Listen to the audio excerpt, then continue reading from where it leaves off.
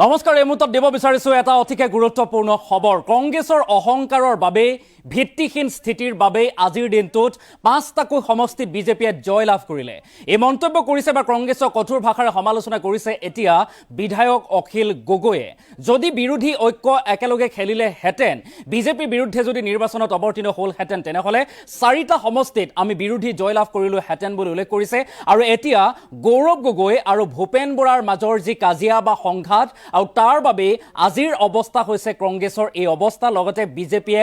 জয় লাভ কৰিছে আৰু হেহুতীয়াভাৱে ৰাজ্যৰ পাঁচটাকৈ সমষ্টিৰ ফলাফলক লৈ মন্তব্য কৰিছে অখিল গগৈ কি কৈছে দৰাচলতে আমি সবিস্তাৰে গ্ৰাফিক্স প্লেটৰ জৰিয়তে খবৰটো লৈ অহাৰ চেষ্টা কৰিম এটা ডাঙৰ খবৰ বিৰোধীয়ে একেলগে নিৰ্বাচন খেলা হলে চাৰিটা সমষ্টি আমি পালো হেতেন এই মন্তব্য কৰিছে বিধায়ক অখিল গগৈ ডাঙৰ মন্তব্য কংগ্ৰেছে পাঁচটাই সমষ্টিত জয়ী হম বুলি ভাবি বিৰোধী ঐক্য ভাঙি পেলাইছিল বা ভাঙি পেলালে আৰু কংগ্ৰেছৰ অহংকাৰৰ বাবে অসমত বিজেপিয়ে অগ্ৰগতি লাভ কৰিছে একমাত্ৰ কাৰণ কংগ্ৰেছৰ অহংকাৰ তাৰ বাবে বিজেপিৰ জয় যতেই কংগ্ৰেছে অকলে খেলিছে বিজেপি বিৰুদ্ধে নিৰ্বাচন খেলিছে তাতেই নিৰ্বাচনত পৰাজয় হৈছে বা হাৰিছে বুলি উল্লেখ কৰিছে অখিল গগৈয়ে গৌৰৱ গগৈ আৰু এপিচিচিৰ সভাপতি ভূপেন বৰাৰ কাজিয়াৰ বাবে পাঁচটা সমষ্টিত বিজেপিক জিকাই দিলে আৰু আজিৰ ফলাফলৰ পৰা আজিৰ যি ফলাফল তাৰ পৰা এটাই শিক্ষা ল'ব লাগিব সেয়া হৈছে 2026ত পুনৰ একলগ হ'ব লাগিব বিৰোধী ঐক্য আকৌ একলগ হ'ব লাগিব বিৰোধী আৰু তাৰ পাছত 2026ত নিৰ্বাচনত অৱতীৰ্ণ হ'ব লাগিব বুলি উল্লেখ কৰিছে অখিল গগৈয়ে গৌৰৱ গগৈ অহংকাৰত আজি এইটো ডাঙৰ আঘাত বুলি উল্লেখ কৰিছে গৌৰৱ গগৈ যি অহংকাৰ সেই অহংকাৰত এইটো এটা ডাঙৰ আঘাত বুলি উল্লেখ কৰিছে বিধায়ক অখিল গগৈয়ে ৰাজ্যৰ পাঁচটাকৈ সমষ্টিৰ ফলাফলৰ পিছতে কংগ্ৰেছক এনেদৰে সমালোচনা বিধায়ক অখিল গগৈ এটা ডাঙৰ খবৰ এই মুহূৰ্তত জনাইছো বিৰোধীয়ে একেলগে যদি নিৰ্বাচন খেলিলে হেতেন তেনেহলে চাৰিটাকৈ সমষ্টিত আমি বিৰোধী ঐক্য মঞ্চ জয়ী হলো হেতেন বুলি উল্লেখ কৰিছে বিধায়ক অখিল গগৈয়ে যেহেতু আজিৰ দিনটোত পাঁচটাকৈ সমষ্টি নিৰ্বাচনৰ ভোট গণনা চলে আৰু তাতে পাঁচোটা সমষ্টিতেই বিজেপি মিত্ৰজোঁটৰ জয় লাভ আৰু বিশেষভাৱে কংগ্ৰেছৰ এটা সমষ্টি কংগ্ৰেছৰ দখলত থকা কংগ্ৰেছৰ দুৰ্গ হিচাপে খ্যাত চামগুৰিও এতিয়া বিজেপিৰ দখললৈ গ'ল চামগুৰিত দীপলু ৰঞ্জন শৰ্মাই জয় লাভ কৰিলে আৰু শেহতীয়াভাৱে বিহালীক লৈ বিৰোধী ঐক্যৰ মাজত এক যুদ্ধ হোৱা দেখিবলৈ পোৱা গৈছিল খাম খেয়ালিৰ সৃষ্টি হৈছিল বিশেষভাৱে বিৰোধী ঐক্য মঞ্চ বিচাৰিছিল বিহালী সমষ্টিটো য'ত CPIMৰ নেতাগৰাকীক প্ৰক্ষেপ কৰাৰ সিদ্ধান্ত গ্ৰহণ কৰিছিল বা বিৰোধী ঐক্য মঞ্চই কিন্তু কংগ্ৰেছে বিৰোধী ঐক্য মঞ্চ ভাঙি বা ভংগ কৰি অকলেই এগৰাকী প্ৰাৰ্থী প্ৰক্ষেপ কৰাৰ সিদ্ধান্ত গ্ৰহণ কৰিলে য'ত বিহালী সমষ্টিত কংগ্ৰেছৰ প্ৰাৰ্থী জয়ন্ত বৰাক নিৰ্বাচনত জয় কৰাবৰ বাবে উঠি পৰি লাগিছিল কংগ্ৰেছ সাংসদ গৌৰৱ গগৈ আৰু তাৰ পাছতেই অখিল গগৈয়ে এটাৰ পিছত আনটো প্ৰতিক্ৰিয়া ব্যক্ত কৰি আহিছিল বিহালী সমষ্টিক লৈ বিশেষকৈ পাঁচটা সমষ্টিক লৈয়ে কিন্তু বিহালীত যথেষ্ট তৎপৰতা আছিল আৰু লক্ষণীয়ভাৱে কংগ্ৰেছে যিহেতু জোৰদাৰ প্ৰস্তুতি চলাইছিল নিৰ্বাচনী প্ৰচাৰ চলাইছিল বিহালী দখল কৰিবৰ বাবে কিন্তু আজিৰ ফলাফলত বিহালীও কংগ্ৰেছৰ হাতৰ পৰা গুচি গ'ল বিজেপিয়ে জয় লাভ কৰিলে তাৰ পাছতেই গৌৰৱ গগৈ কঠোৰ ভাষাৰে সমালোচনা কৰিছে এতিয়া শিৱসাগৰৰ বিধায়ক তথা ৰাইজৰ দলৰ সভাপতি অখিল গগৈয়ে কৈছে গৌৰৱ গগৈ আৰু APCCৰ সভাপতি ভূপেন বৰাৰ মাজত যি কাজিয়া যি সংঘাত তাৰ বাবে আজিৰ দিনটোত এই ফল লাভ কৰিছে কংগ্ৰেছে অৰ্থাৎ বিজেপিয়ে জয় লাভ কৰিবলৈ সক্ষম হৈছে কেৱল ইমানেই নহয় সমান্তৰালভাৱে কৈছে যদি আমি একেলগে খেলিলো হেতেন তেনেহলে আমি চাৰিটা সমষ্টিতে জয় লাভ কৰিলো হেতেন পাঁচটাৰ এটা বাদ দি চাৰিটাত আমি জয় লাভ কৰিলো হেতেন বুলি এটা দাবী কৰিছে অখিল গগৈয়ে আৰু সমান্তৰালভাৱে কৈছে যদি কংগ্ৰেছে এই অহংকাৰ নেৰে তেনেহলে 26তো একেই ফলাফল লাভ কৰিব গতিকে কংগ্ৰেছে এই অহংকাৰ এৰি ভিত্তিহীন স্থিতি এৰি পুনৰ 2026ত বিৰোধী ঐক্য মঞ্চ একলগ হ'ব লাগিব তাৰ বাবে নিৰ্বাচনত অৱতীৰ্ণ হ'বৰ বাবে আমি একলগ হ'ব লাগিব বুলি আহ্বান জনাইছে আৰু যেতিয়ালৈকে গৌৰৱ গগৈয়ে যি মন্তব্য কৰিছিল সেই মন্তব্যৰ স্পষ্টীকৰণ নিদিয়ে গৌৰৱ গগৈ হওক বা APCCৰ সভাপতি ভূপেন বৰাই তেতিয়ালৈকে কিন্তু আমি কথা নাপাতো বুলিও এক প্ৰকাৰে উল্লেখ কৰিছে শিৱসাগৰৰ বিধায়ক অখিল গগৈ মন্তব্য আছে আজিৰ দিনটোত পাঁচটা সমষ্টিৰ নিৰ্বাচনী ফলাফলক লৈ অখিল গগৈয়ে কি কৰিছে কেনেদৰে কঠোৰ ভাষাৰে সমালোচনা কৰিছে কংগ্ৰেছক মন্তব্য আছে আমি মন্তব্য আগবঢ়াইছো ভাবিছিলোঁ আমি আশা কৰিছিলোঁ যে আমি বিৰোধী ঐক্য মঞ্চই অসম সন্মিলিত মৰ্চাই যদি একেলগে নিৰ্বাচন খেলিলো হেতেন তেতিয়াহ'লে আমি চাৰিটা বিধানসভা সমষ্টিত জিকিব পৰা অৱস্থাত আছিলোঁ তো বিৰোধী ঐক্যমঞ্চই সেই 4টা বিধানসভা সমষ্টিত আমি জিকিব পাৰিলোহেঁতেন, কিন্তু কংগ্ৰেছে তাতকৈ বেছি ভাল কৰিম বুলি ভাবি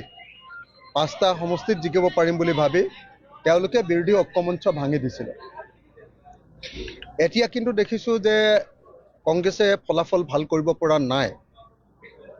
দুৰ্ভাগ্যৰ কথা যে কংগ্ৰেছৰ এই অহংকাৰৰ কাৰণে, কংগ্ৰেছৰ এই ভিত্তিহীন যিটো স্থিতি ল'লে তেওঁলোকে,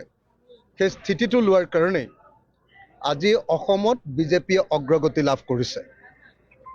মই বাৰম্বাৰ কৈ আহিছোঁ যে ভাৰতবৰ্ষৰ য'তে বিজেপিৰ বিৰুদ্ধে বিৰোধী পক্ষই ঐক্যবদ্ধভাৱে জিকিছে, ইলেকশ্যন খেলিছে, তাতেই বিৰোধী জিকিছে, আৰু য'তে কংগ্ৰেছে অকলে বিজেপিৰ বিৰুদ্ধে ইলেকশ্যন খেলিছে তাতেই সদায় বিজেপি জিকিছে। আজি অসমৰ ক্ষেত্ৰতো সেই একে ৰিজাল্ট আহিছে। এইটো বৰ দুৰ্ভাগ্যজনক ঘটনা যে বেয়া খবৰ চাৰিওফালৰ পৰা আহি আছে। যদিও এতিয়ালৈকে আমি চামগুৰিৰ ৰিজাল্ট পোৱা নাই,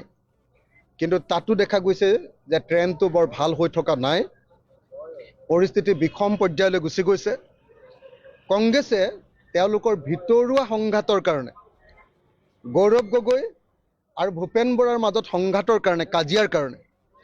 আজি 5খন আসনত বিজেপিক জিকাই দিলে। আজি গৌৰৱ গগৈৰ অহংকাৰৰ কাৰণে 5খন আসনতে আজি বিজেপি অসমত জিকি গ'ল। গতিকে ইয়াৰ পৰা আমি শিক্ষা এটাই ল'ব লাগিব যে 2026 চনত আমি আকৌ একলগ হ'ব লাগিব। বিজেপিয়ে হৰুৱাবৰ হ'লে আমি আটাইবিলাক ঐক্যবদ্ধ হ'ব লাগিব, আৰু কংগ্ৰেছে তেওঁলোকৰ অহংকাৰ ত্যাগ কৰিব লাগিব। কংগ্ৰেছে MP ইলেকশ্যনত অকণমান ভাল ৰিজাল্ট কৰাৰ পাছত তেওঁলোকে ভাবি লৈছিলে যে তেওঁলোক এতিয়া অপ্ৰতিদ্বন্দ্বী, তেওঁলোকক কোনেও হৰুৱাব নোৱাৰিব, তেওঁলোক জিকিবই, বেলেগক লগত লোৱাৰ কোনো প্ৰয়োজন নাই। সেইবুলি যিটো কংগ্ৰেছে ধাৰণা কৰি ল'ব খুজিছিলে, সেই ধাৰণাটো যে ভুল, আজিৰ ৰিজাল্টে তাকেই প্ৰমাণ কৰিলে। আৰু গৌৰৱ গগৈৰ অহংকাৰৰ ওপৰত এইটো এটা বৃহৎ,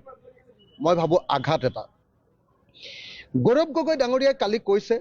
যে আমি লুলি হোটেলত যিবিলাক মিটিং কৰি আছিলোঁ এইবিলাক ব্যৰ্থ হৈছে। লিলি হোটেলৰ মিটিং আমি কৰা নাছিলোঁ। লিলি হোটেলৰ মিটিং মাতি নিছিলে কংগ্ৰেছে, আমাক মাতি নিছিলে জিতেন্দ্ৰ সিঙে,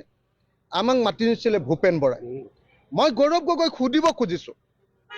যে সঁচাকৈ জিতেন্দ্ৰ সিং ডাঙৰীয়া আৰু ভূপেন বৰা ডাঙৰীয়াই যি বিৰোধীৰ ঐক্যমঞ্চৰ মিটিং পাতিছে তাত গৌৰৱ গগৈৰ সঁচাকৈ সমৰ্থন নাই নেকি? নাম্বাৰ 1। মই এই মুহূৰ্তত ভূপেন বৰাক সুধিব খুজিছোঁ, ভূপেন বৰা ডাঙৰীয়াই উত্তৰ দিয়ক আমাক, যে ভূপেন বৰা ডাঙৰীয়া, আপোনালোকৰ এজন নেতা, কংগ্ৰেছৰ সৰ্বভাৰতীয় পৰ্যায়ৰ লিডাৰ, লোকসভাৰ বিৰোধী দলৰ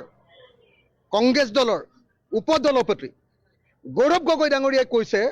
যে লিলিত যি মিটিং পাতি আছোঁ এই মিটিং ব্যৰ্থ হৈছে। সেই মিটিং লিলিত আৰু পাতিব নালাগে, পাতিব লাগে কোনোবা ধাবাত, বিহালীৰ ধাবাত। তাৰমানে কংগ্ৰেছৰ অফিচিয়েল মিটিং এইবিলাক নাছিলে নেকি? আমাক এই প্ৰশ্নৰ উত্তৰ ভূপেন বৰাই দিব লাগিব। ভূপেন বৰাই যেতিয়ালৈকে এই উত্তৰ নিদিব তেতিয়ালৈকে ভূপেন বৰাৰ লগত কোনো কথা পতা নহ'ব। যেতিয়ালৈকে ভূপেন বৰাই এই প্ৰশ্নৰ উত্তৰ নিদিব তেতিয়ালৈকে কেতিয়াও কংগ্ৰেছ দলৰ লগত কোনো কথা পতা নহ'ব। ভূপেন বৰাই আমাক অপমান কৰিছে, ভূপেন বৰাই আমাক উত্তৰ দিব লাগিব, জবাব দিব লাগিব। তেওঁ আমাক অপমান কৰিছে, তেওঁ বাৰম্বাৰ লিলি হোটেললৈ আমাক মাতি নিছে, আৰু এতিয়া তেওঁলোকৰ কেন্দ্ৰীয় নেতাই কৈছে, বিৰোধী উপদলপতিয়ে কৈছে যে সেই মিটিংবিলাকত কংগ্ৰেছৰ কোনো অনুমোদন নাই। নিশ্চয় অনুমোদন নাই, কাৰণ সেইবিলাক ব্যৰ্থ হোৱা বুলি তেওঁ আনুষ্ঠানিকভাৱে ঘোষণা কৰিছে, আৰু মিটিংবিলাক তেওঁলোকে ধাবাত পাতিব লাগে বুলি কৈছে। গতিকে এইটোৱে আমাক অপমানিত কৰিছে। আৰু গৌৰৱ গগৈৰ এই প্ৰশ্নৰ উত্তৰ কংগ্ৰেছ দলৰ ভূপেন বৰাই আমাক যেতিয়ালৈকে নিদিব তেতিয়ালৈকে ভূপেন বৰাৰ লগত আমাৰ কোনো কথা বাৰ্তা নহ'ব।